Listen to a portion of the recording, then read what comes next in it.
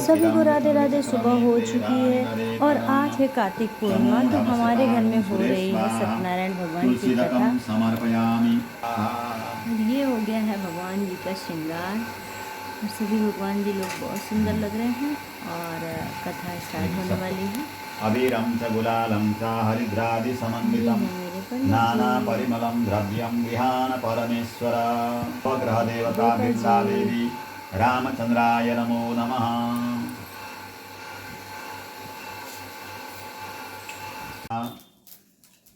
स्वाहा स्वाहा। पूजा पाठ होने के बाद दिन में हम लोग ने ब्रेकफास्ट लंच एक साथ किया, ब्रंच मतलब, और अब हम लोग दाल चावल भी सोया के साग के साथ और चटनी के साथ खा चुके हैं।